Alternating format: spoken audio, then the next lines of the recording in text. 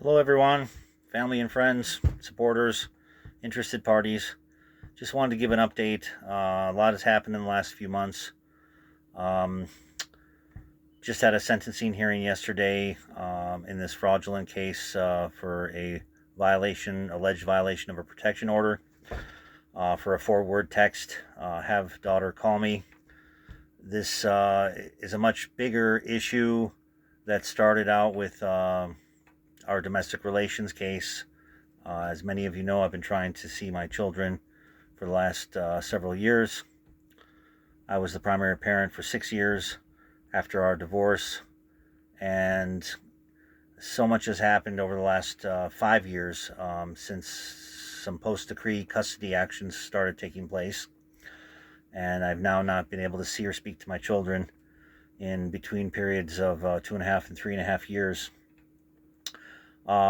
There's been all these allegations that I'm allowed to see my children, but unfortunately, that's just simply not the case. If you understand the record and you understand what's happened in this whole series of events with my now ex-spouse and her partner and other people, court officers and so forth that have been involved, they've basically deprived me of all ability to be a parent. They've stolen my parenthood, stolen my fatherhood, and have defamed me, disparaged me, character assassination, did character assassination towards me, and all sorts of other things. Anyway, this case that I was at yesterday started out about 15 months ago with the filing of a fraudulent protection order alleging that I had been stalking and threatening, and my ex-wife was supposedly in fear for her life. There was false reporting involved, false and perjured allegations and statements that were made in this underlying protection order. Anyway, this case finally went to trial back in January. It should not have gone to trial. I've filed all kinds of documents in this case. The end result, what happened yesterday, was basically the day before, or that morning, I filed two documents. I filed a notice of nullity and demand for dismissal. I think it was probably my seventh or eighth demand for dismissal in this case. I've filed all kinds of other numerous documents in the past related to requesting its dismissal.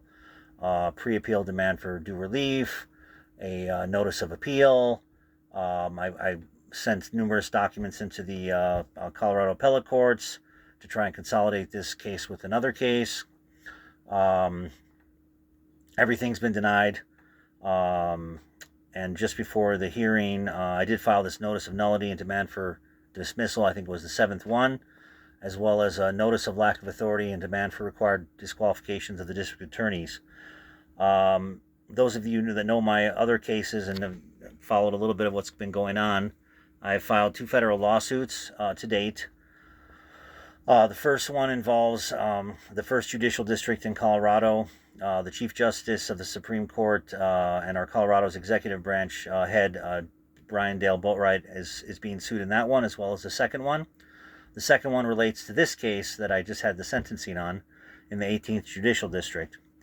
The clerk and the judges, the magistrates, the Chief Justice of the Supreme Court, the district attorneys, my ex-wife, her fiance, and common law partner, they're all named as defendants in those cases.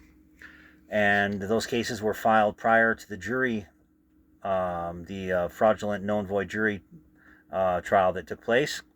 Unfortunately, they proceeded ahead anyway. I didn't have an attorney.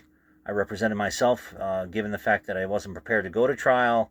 The case should have been dismissed long ago. I proved all sorts of underlying frauds upon the court, frauds by the court, deprivations of rights, and crimes which have been unrefuted and undisputed with various affidavits and documents I filed. No one has ever refuted a single fact that I have brought forward.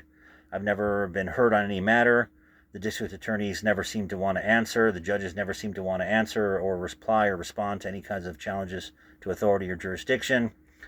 In fact, at the hearing that happened yesterday, the judge that they brought in, a senior judge, Dinsmore Tuttle, She came in special because two other judges prior to her recused themselves in the end, Judge Palmer L. Boyette and Judge Teresa Michelle Slade.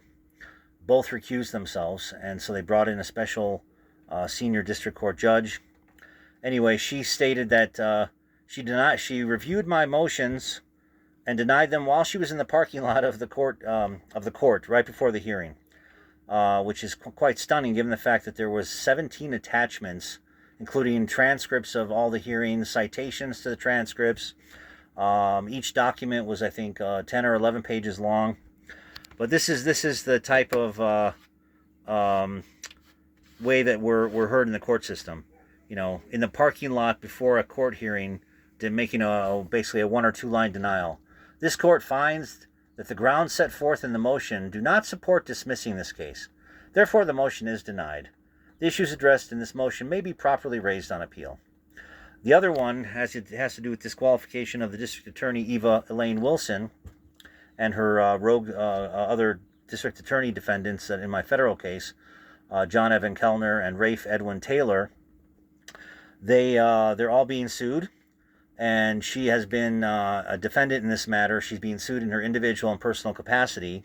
She has a financial interest and a conflict of interest, personal interest, all these things that are required for her recusal or self-disqualification months and months and months ago.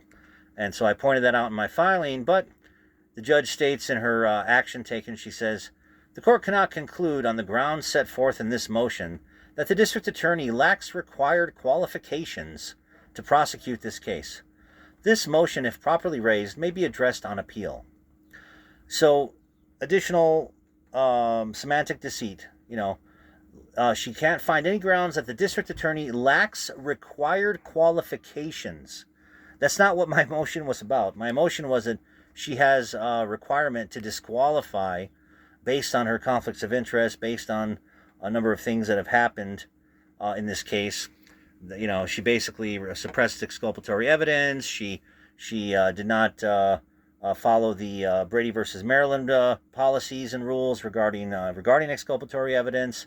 She basically railroaded me, knowing that I was innocent, knowing of all the underlying frauds and perjuries in the protection order, and the other things that have happened in the case, the frauds and perjuries that were rehearsed, the suborned perjuries that were rehearsed with my ex-wife to suggest that she had been coerced and controlled and intimidated and threatened and harassed by a 4-word text message stating, "Have daughter call me." And for that, my sentence was 2 years of supervised probation.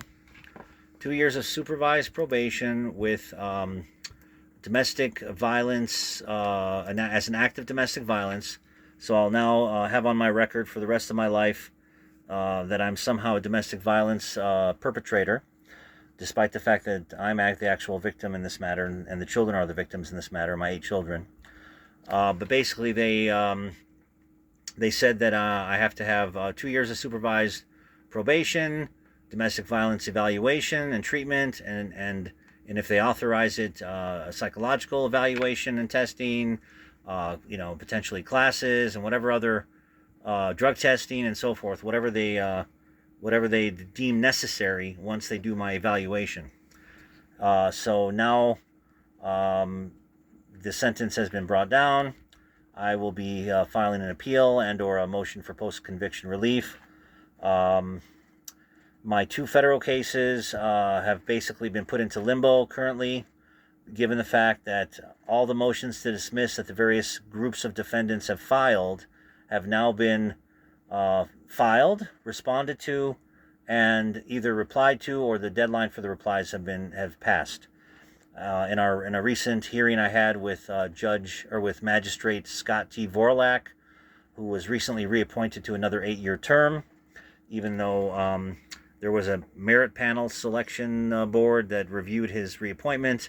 I actually reached out to them and shared all kinds of information about why he should not be reappointed, given the things that have happened in the federal case and his appearance of impartiality and so forth. But they reappointed him anyway. In a recent hearing in that case, he approved a motion to stay the proceedings.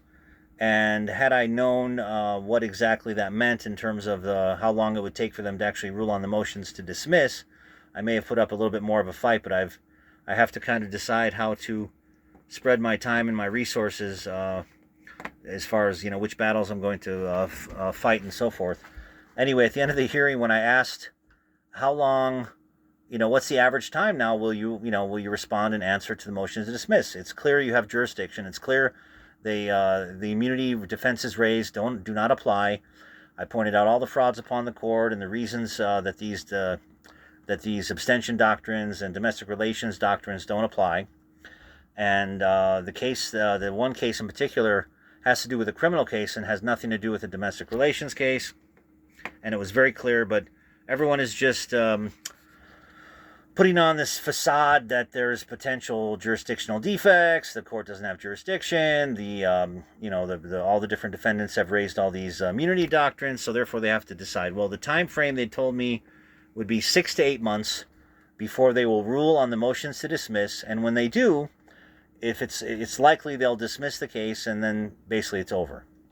However, some of the claims could remain. I mean, it could be that the case might proceed, but given my history and my understanding of what goes on in the federal courts, they're basically using these excuses of jurisdictional defects, that the federal courts don't have jurisdiction given the domestic relations doctrines and immunity doctrines that they're citing, although they certainly do not apply. Anyway, I want to thank everyone for attempting to attend. I know that for some reason this is the fourth time actually, that we've had problems with people being able to log on. They've been knocked off. They weren't able to listen. They weren't able to hear. The audio was turned off. All kinds of issues. Well, I filed a formal complaint, or I'm working on a formal complaint with the 18th Judicial District, and I brought to their attention that I had about a dozen people after the hearing tell me that they weren't able to log in or hear what was going on because the audio was not working. And they in fact confirmed that the audio wasn't working, and they apologized for any technical difficulties that they had. But that's not sufficient, and I'll see what I can do to hold them accountable. Anyway, hope everyone has a wonderful Rosh Chodesh. It's the new month, the new Jewish month, and month of Nisan. We're coming into Passover soon, and we made it through the apocalypse, I call it. While everyone was worrying about that, I was preparing for my hearing, and I was in court for 2 hours, and then with the probation officer afterwards.